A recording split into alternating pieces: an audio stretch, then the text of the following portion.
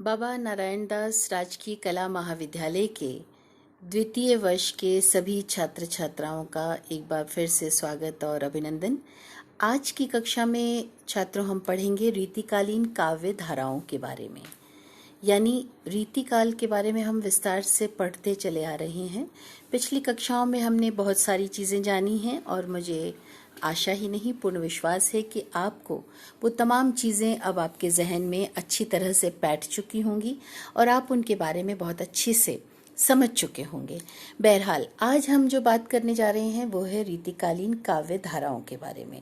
जैसा कि मैंने आपसे पहले भी कहा था कि रीतिकाल की जो काव्य परंपरा रही है उसमें कई सारी काव्य धाराएं एक साथ चलती हैं, जैसा कि तमाम अन्य कालों में होता है। आदिकाल में हो, चाहे भक्ति काल में हो, चाहे आधुनिक काल में हो या फिर रीतिकाल में ही हो, तो कई तरह की जो काव्य धाराएं प्रवाहित होती रहती हैं, समकालीन रूप से साथ साथ चलती हैं। उनमें मुख्य रूप से जो है वो आज हम देखेंगे कि रीतिकाल में 3 तरह की मुख्य धाराएं साथ साथ प्रवाहित होती रही हैं, जिनमें कि सबसे पहले हम जानते हैं एक चार्ट के माध्यम से जो आप स्क्रीन पर देख रहे हैं, जिसमें 3 रूपों में जो बांटा गया है रीतिकालीन काव्य धाराओं को: रीतिबद्ध काव्य धारा, रीति सिद्ध काव्य धारा और तीसरी रीति मुक्त काव्य धारा।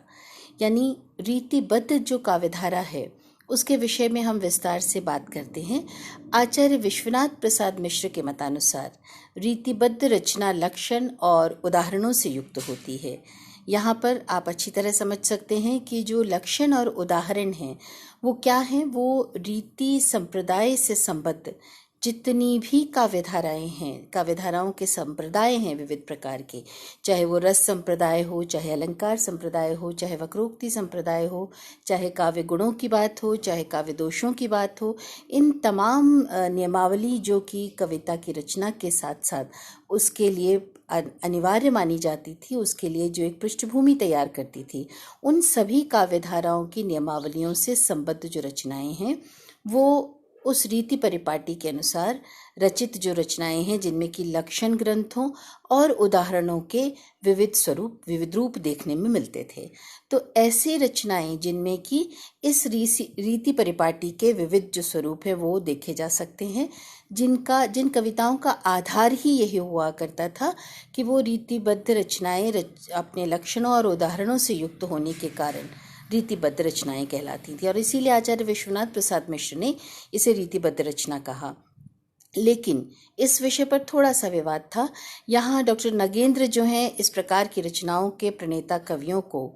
रीतिकार या आचार्य कवि मानते हैं। उनका मानना है कि ये सब लोग जो हैं वो आचार्य कवि थे, जो कि एक प्रकांड पंडित विद्वान होते हुए अपनी कविताओं की रचना करते थे, और जिन्होंने कि काव्य शास्त्र की जो रीतियां हैं उनको समझाने के लिए, उनको सिखाने के लिए, उनकी सीख देने के लिए रीति ग्रंथों का प्रणयन किया था। तो ये जो लक्षण उदाहरणों से युक्त रचनाएं हैं, इन रचनाओं को रीतिबद्ध रचना कहने के पक्ष में नगेंद्र नहीं थे।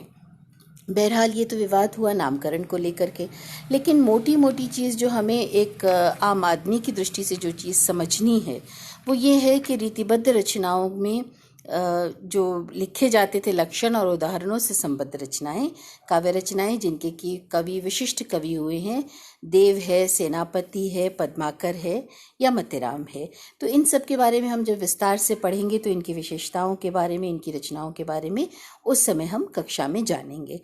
तो दूसरा जो काव्यधारा आती है जो बेहद महत्वपूर्ण है, जिसे आप इस चार्ट में भी देख सकते हैं, दूसरी है रीति सिद्ध काव्यधारा।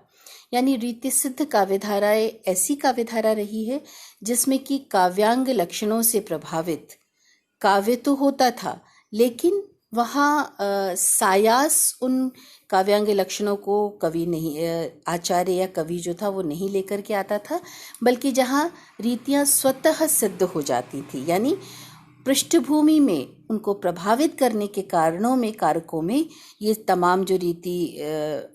संप्रदाय की चीज़ें थी, काव्यांग लक्षण थे, उदाहरण थे, ये सब पृष्ठभूमि में तो ज़रूर प्रभावित करते थे उनको, लेकिन जब कवि काव्य रचना करता था तो इन सब से पृथक वो इनको अपने भीतर जैसे समाहित करके और रॉ मटेरियल के रूप में उसको उसका प्रयोग करता था। लेकिन जब कविता कागज़ पर आती थी तो वो कविता सिर्फ विशुद्ध काव्य के रूप में आती थी, इसीलिए उसे रीति सिद्ध कहा जाता है। यानी जिन्होंने काव्य लक्षणों को, काव्य उदाहरणों को अपने भीतर समाहित तो कर लिया है और उससे एक नई चीज़ निकल करके, नई कविता निकल करके आती है नए स्वरूप में, जो कि उसे पृष्ठभूमि में प्रभावित करती है। तीसरे प्रकार की जो काव्यधारा रही है वो रीति मुक्त काव्यधारा रही है। और जैसा कि इसके नाम से आप बखूबी जान सकते हैं कि रीति मुक्त काव्यधारा जो है वो स्वच्छंद काव्यधारा रही है। यानी जिस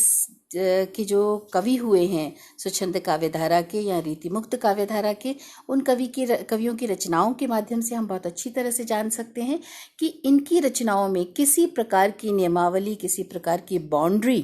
का सायास जो है प्रयोग नहीं होता था और ना उनका प्रभाव होता था। वो सिर्फ अपने मनमौजी कवि हुआ करते थे, जो कि अपनी भावों के हिसाब से अपने अपने परिस्थितिगत अनुभवों के आधार पर अपनी काव्य रचना करते थे और उस काव्य रचना को स्वच्छंद काव्य के रूप में हिंदी साहित्य के इतिहास में के रीतिकाल में स्थान दिया गया है। और ऐसे कवियों में आप देख सकते हैं कि घनानंद हुए, ठाकुर हुए, आलम हुए, बोधा हुए, रसखान हुए। तो ये तमाम जो कवि रहे हैं वो रीति मुक्त काव्यधारा के कवि रहे हैं, जिन्होंने की रीति आश्रित कवि होते हुए भी अपने आश्रयदाताओं की प्रसन्नता के लिए काव्य तो लिखा, लेकिन उस काव्य को, उन भावों को अपने भीतर समाहित करके और अपने तरीके से उनकी व्याख्या की, अपनी काव्य रचना की। तो ऐसे रीति मुक्त कवियों को हम जब पढ़ेंगे तो बहुत विस्तार से इस बारे में चर्चा करेंगे। बहरहाल आज की कक्षा इसमें यहीं पर समाप्त होती है, जहाँ कि हमने रीतिकालीन काव्यधाराओं के बारे में अध्ययन किया और मुझे पूरा विश्वास है कि आप इसे समझ चुके होंगे। और आपकी किसी भी प्रकार की जिज्ञासा, संशय या कोई प्रश्न हो तो आप व्हाट्सएप ग्रुप से हमसे जुड़े हुए हैं, तो आप उसके माध्यम से वो हम तक पहुंचा सकते हैं, ताकि अगली कक्षा में मैं आपकी उन जिज्ञासाओं का, शंकाओं का समाधान कर सकूं और आपके प्रश्नों के उत्तर दे सकूं। तब तक के लिए मुझे आज्ञा दीजिए। नमस्कार।